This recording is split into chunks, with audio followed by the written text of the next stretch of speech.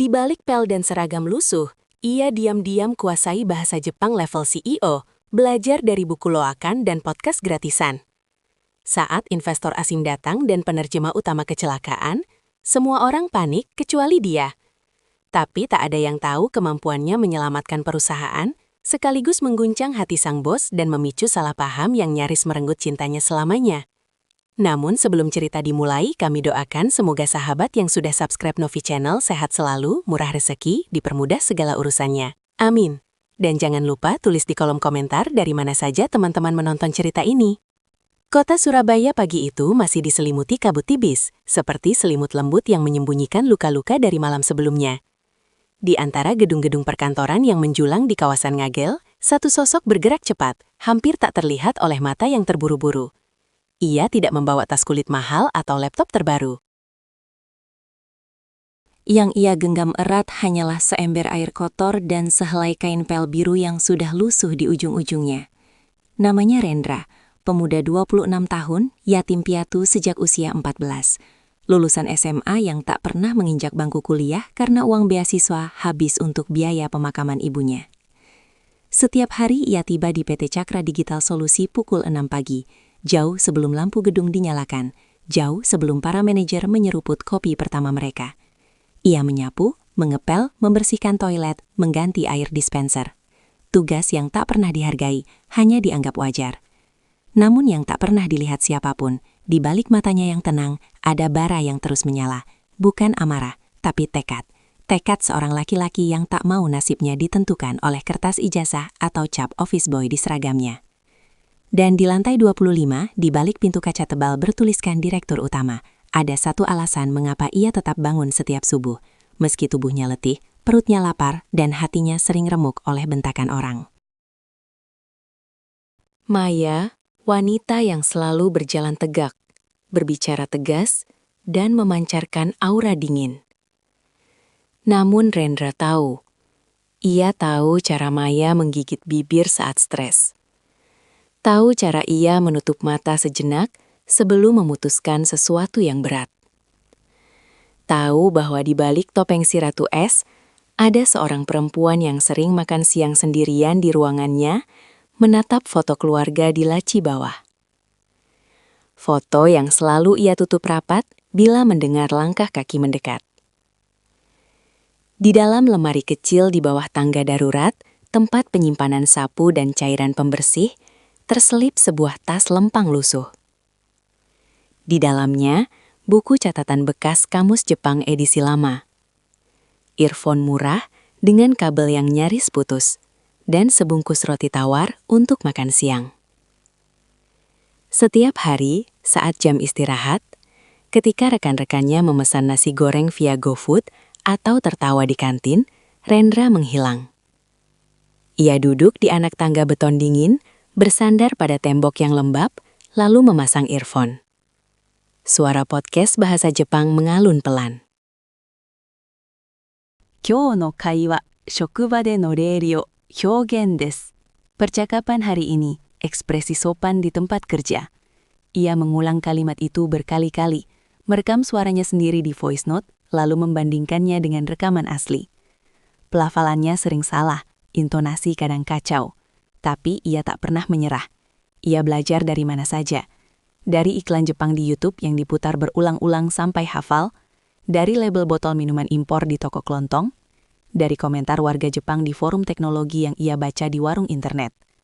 Bahkan, dari lagu NKI yang ia dengar di radio tua warung kopi langganannya. Tapi bukan demi karir, bukan demi uang. Ini semua demi satu hari. Hari di mana ia tak lagi harus menunduk saat berpapasan dengannya. Hari di mana ia bisa menatap mata Maya tanpa rasa malu. Hari di mana jika suatu saat ia berdiri di sampingnya, di pelaminan, di atas panggung, di meja makan keluarga, tak ada yang berbisik. Kenapa dia mau sama office boy? Ia ingin dunia tahu. Cintanya bukan kebetulan. Cintanya adalah perjuangan diam-diam yang lahir dari kerendahan hati dan rasa malu yang terlalu dalam. Pagi itu, langit Surabaya mendung. Di ruang rapat lantai 25, Maya duduk sendirian menatap timeline presentasi di layar laptopnya. Presentasi yang akan menentukan nasib perusahaan selama 5 tahun ke depan. Nyonya Sato, investor utama dari Tokyo, akan datang dalam 90 menit. Dana yang ia bawa, triliun. Cukup untuk membangun kembali fondasi PT Cakra yang goyah, menyelamatkan 327 karyawan dari PHK, dan mewujudkan mimpi ayah Maya, almarhum pendiri perusahaan yang kini terbaring di makam dengan nisan sederhana di daerah Keputih. Tiba-tiba ponsel di meja Maya bergetar. Nama Pak Heri, penerjemah Mandarin dan Jepang, muncul. Maya mengangkat, napasnya sudah berat.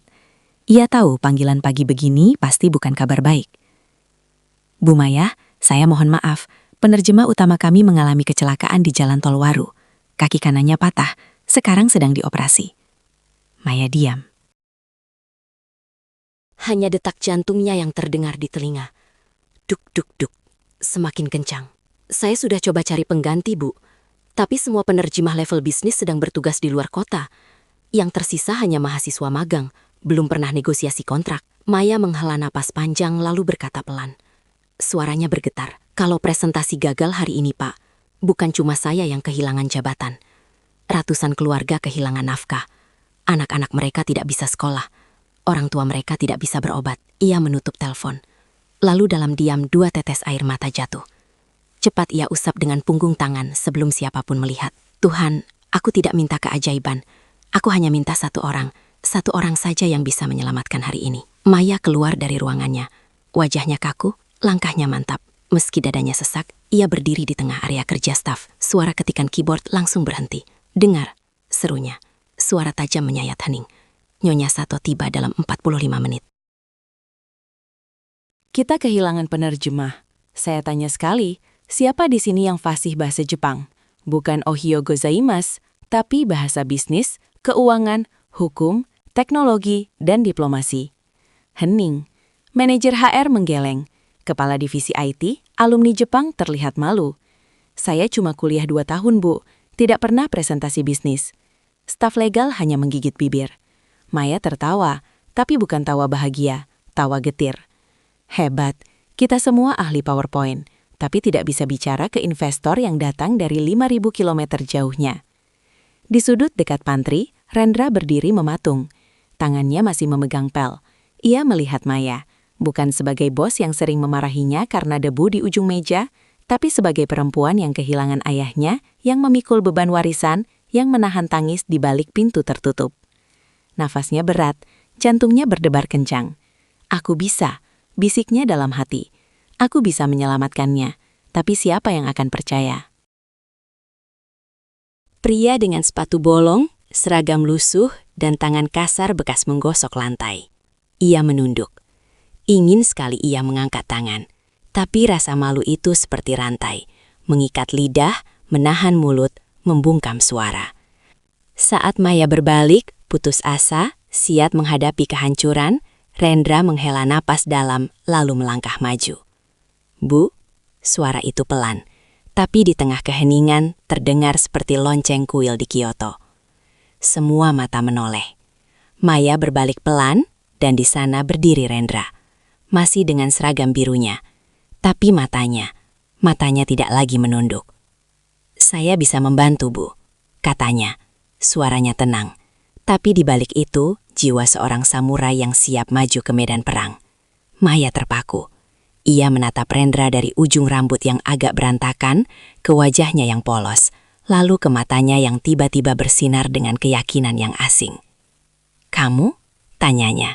Suara bergetar antara ragu dan harap. Rendra mengangguk. Saya belajar sendiri, Bu, tapi saya bisa. Saya janji tak ada waktu untuk verifikasi. Tak ada waktu untuk tes. Maya hanya punya 30 menit. Ganti bajumu sekarang. Ia menekan interkom. Siska, beli jas navy kemeja putih, dasi, sepatu ukuran 42. 10 menit. Kalau telat, kamu mengundurkan diri. 10 menit kemudian, Rendra keluar dari kamar mandi eksekutif. Ia mandi cepat, rambut disisir ke belakang. Tubuhnya dibungkus jas yang pas sempurna. Maya menatapnya. Dan untuk pertama kalinya, ia benar-benar melihatnya. Bukan office boy, tapi laki-laki. Tinggi, tegap, tampan, dengan sorot mata yang tenang namun tajam. Seperti naga yang baru saja membuka matanya setelah bertahun tidur. Maya mendekat, memperbaiki dasi Rendra yang miring. Tangannya menyentuh lehernya. Dan saat mereka berdiri begitu dekat, ia mencium aroma sabun murah yang harumnya sederhana, bersih, jujur. Tatapan mereka bertemu. Maya merasakan sesuatu yang asing. Detak jantungnya tidak beraturan. Sudah rapi, katanya buru-buru mundur. Wajahnya sedikit memerah. Ayo, Nyonya Sato sudah di lobi. Tapi di dalam hatinya satu kalimat terus bergema. Kenapa? Baru sekarang aku melihatnya. Dan di lobi, di bawah lampu kristal gedung yang megah, Nyonya Sato menunggu dengan senyum tipis, mata tajam, dan satu pertanyaan di benaknya. Siapa pria tampan yang berjalan di samping CEO itu, dengan aura yang bahkan membuatku penasaran? Langit Surabaya siang itu cerah, terlalu cerah untuk sebuah tragedi. Di lobi PT Cakra Digital Solusi, sebuah sedan hitam mengilap berhenti tepat di depan pintu drop-off VIP. Pintu penumpang terbuka dari dalam. Nyonya Sato melangkah keluar dengan senyum lebar.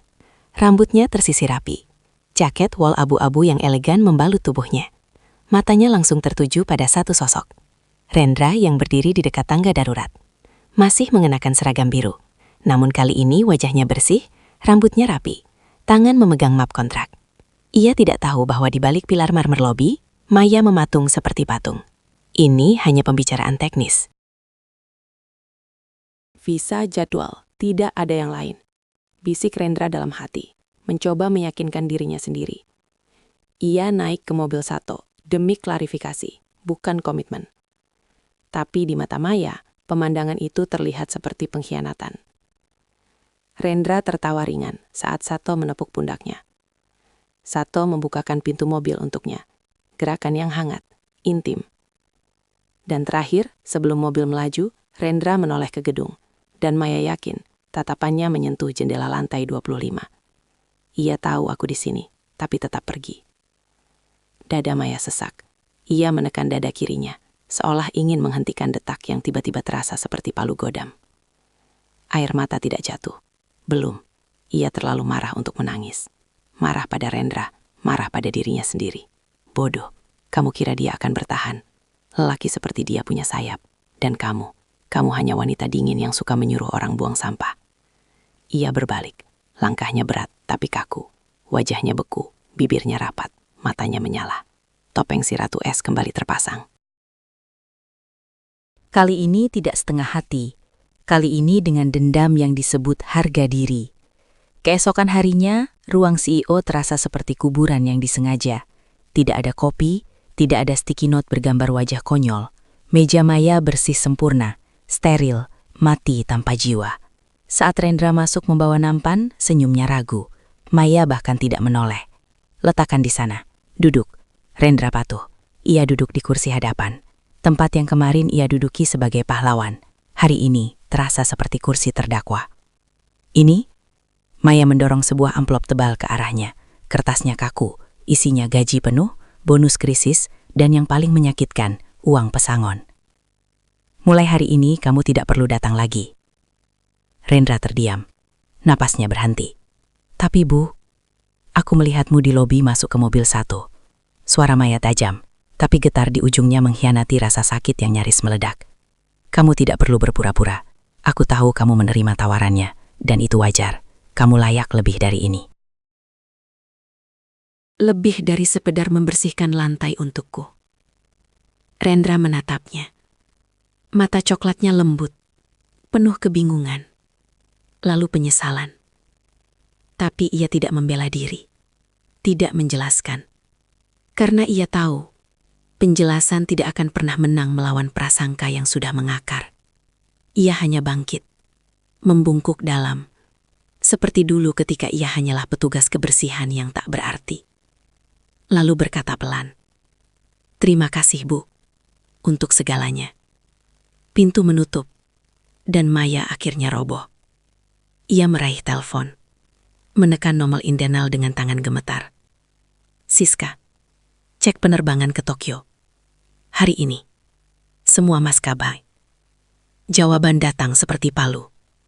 "Ada penerbangan Anya, 18.15, Bu. Gate 7. 1 jam lagi." Maya berlari. Tidak pakai sepatu. Tidak peduli pada citra. Ia menanggalkan semua kemewahan. demi satu kesempatan meminta maaf. Tapi di Bandara Juanda, saat ia tiba dengan napas tersenggal, rambut kusut, wajah basah oleh keringat dan air mata, pesawat itu sudah di udara. Maya jatuh berlutut di atas lantai marmer dingin. Tangisnya pecah, bukan pelan, tapi mengguncang. Ia memukul dadanya sendiri, menggigit bibir sampai berdarah, menjerit dalam diam. Kenapa Tuhan? Kenapa aku harus gengsi? Baru saat itu ia sadar, cinta yang paling tulus justru sering hadir dalam diam. Dan kita sering mengusirnya sebelum sempat berkata, terima kasih. Setahun berlalu, di Surabaya, Maya tetap sukses. PT Cakra tumbuh pesat. Kantornya pindah ke gedung baru di kawasan Manyar. Tapi setiap pagi ketika office boy baru meletakkan kopi di mejanya, terlalu panas, terlalu pahit, terlalu salah. Maya menatap cangkir itu lama, lalu membuka laci bawah. Di sana tersusun rapi 412 tiki kuning. Semua bergambar wajah tersenyum konyol. Semua bertuliskan semangat Bu Bos. Ia tidak pernah membuang satu pun. Sementara di Tokyo, di bawah langit yang sering hujan dan kabut, Rendra hidup seperti mesin. Pagi bekerja sebagai konsultan teknologi di perusahaan satu, siang kuliah manajemen di Waseda University. Malam coding, membaca buku akuntansi, menulis proposal bisnis. Di kamarnya yang sempit di daerah Shinjuku, satu-satunya hiasan foto Polaroid Maya diam-diam diambil saat acara ulang tahun kantor. Di baliknya tulisan tangannya, "Aku tidak ingin kaya, aku ingin pantas." Nyonya Sato sering datang membawakan makanan lalu bertanya, "Kenapa kau memaksa dirimu begini? Dengan gajimu kau sudah bisa hidup nyaman." Rendra hanya tersenyum. Karena cinta bukan soal bisa, Nona, tapi soal berhak. Dan setiap malam sebelum tidur, ia selalu membuka Google Maps lalu mengetik Surabaya, Tokyo, jarak 5.200 km. Lalu ia berbisik, "Aku sedang membangun jembatan, Rah. Sabar ya." Malam itu Hotel Majapahit Surabaya bermandikan cahaya emas. Pesta ulang tahun perusahaan dihadiri para elit teknologi, pejabat dan investor asing. Maya hadir. Gaun biru tua, riasan sempurna, senyum kosong. Ia seperti patung emas, indah, mahal, tapi mati di dalam. Tiba-tiba musik berhenti. Semua kepala menoleh ke pintu utama. Di sana berdiri seorang pria tinggi tegap. Jas hitam rancangan Jepang, dipadu kain lurik Jawa di dalam gerahnya. Simbol dua dunia yang ia satukan. Rambutnya disisir rapi. Matanya masih sama teduhnya. Tapi kini di sana ada keyakinan, ada martabat, ada cinta yang telah menempa dirinya selama 365 hari. Rendra. Ia melangkah. Tidak cepat, tidak ragu. Melewati kerumunan yang membisu, melewati bisikan kagum, melewati waktu itu sendiri, dan berhenti tepat di depan Maya. "Maya, aku pulang." Suara itu sama, tapi kali ini tidak lagi menunduk. Lalu di depan ratusan pasang mata, Rendra berlutut satu kaki. Dari saku dalam jasnya, ia mengeluarkan kotak beludruna. Di dalamnya cincin parak sederhana, di tengahnya terukir kanji kecil. "Ai, cinta. Menikahlah denganku, bukan sebagai bos dan bawahan, tapi sebagai dua jiwa yang akhirnya berani jujur bahwa cinta kita tidak butuh izin dari jabatan." Maya menatapnya, tangannya gemetar. Kemudian ia memukul dada Rendra. Sekali, dua kali, tiga kali. "Kamu jahat. 1 tahun." Setahun aku menunggu. Aku cari kabar lewat koneksi di Tokyo. Aku tanya Sato. Aku bahkan suaranya pecah. Aku pernah beli tiket ke Tokyo, tapi batalkan di menit terakhir, karena aku takut kamu sudah lupa. Air mata Maya mengalir deras, tapi Rendra tidak mundur. Ia bangkit, lalu memeluknya. Erat, penuh, tanpa malu. Aku tidak pernah lupa. Aku hanya ingin kembali sebagai laki-laki yang membuatmu bangga, bukan malu. Mereka naik ke balkon hotel, tempat yang pernah menjadi saksi kesepian Maya selama setahun. Angin laut Surabaya berhembus lembut, membawa aroma garam dan kenangan. Maya memandang wajah Rendra. Wajah yang dulu ia lihat sebagai office boy, kini menjadi rumah yang paling ia rindukan. "Apa yang kau lakukan di Tokyo sebenarnya?" tanyanya pelan. Rendra mengeluarkan dompet. Di sana, di antara kartu nama direktur startup-nya, terselip buku catatan kecil berwarna hitam yang ia tinggalkan di pantry yang Maya temukan sehari setelah ia pergi. Aku tulis ulang semuanya. Katanya membuka halaman terakhir. Di sana tertulis dengan tinta biru. Hari ke-328. Aku baru saja presentasi ke investor Korea. Aku tidak gugup karena aku bayangkan kamu duduk di belakang menatapku dengan mata yang bilang, "Aku percaya." Aku tidak ingin dunia mengenaliku sebagai mantan office boy. Aku ingin mereka bilang, "Itu Rendra, suami Maya, lelaki yang membangun kerajaannya demi satu wanita." Maya menangis tanpa suara. Lalu di bawah langit Surabaya yang penuh bintang, di tempat yang sama di mana dulu ia menunggu Rendra datang membawa kopi, ia berbisik, "Aku tidak butuh kerajaan, Ren. Aku hanya butuh kamu yang tetap mau buatin aku kopi pahit tiap pagi." Rendra tersenyum lalu mengeluarkan sesuatu dari saku. Secarik sticky note kuning. Di atasnya gambar wajah tersenyum konyol dan tulisan cakar ayam. "Selamat pagi, Nyonya Rendra. Kopi siap. Aku cinta kamu bukan karena kamu CEO, tapi karena kamu pernah menangis di lift dan membiarkanku jadi sandaranmu." Maya tertawa sambil menangis. Dan di saat itu, di bawah cahaya bulan yang memutihkan wajah mereka, dua jiwa yang pernah dipisahkan oleh gengsi, jarak dan rasa malu akhirnya pulang. Ada orang yang belajar bahasa asing untuk promosi, tapi Rendra belajar bahasa Jepang untuk mendekati bahasa hati seorang perempuan. Ada orang yang mengumpulkan uang untuk beli rumah, tapi Rendra mengumpulkan ilmu, pengalaman, dan keberanian untuk membangun harga diri agar suatu hari ia bisa berdiri di pelaminan tanpa harus menunduk. Dan Maya, ia mengajarkan kita bahwa cinta paling mahal bukan yang diberikan, tapi yang nyaris kita lepaskan karena terlalu sombong untuk mengakuinya. Jadi jika hari ini ada seseorang yang diam-diam berjuang demi kamu, meski dari balik seragam lusuh, meski tanpa pujian, meski tanpa janji, jangan tunggu sampai ia pergi. Berlarilah sebelum pesawatnya lepas landas, sebelum waktu bilang terlambat.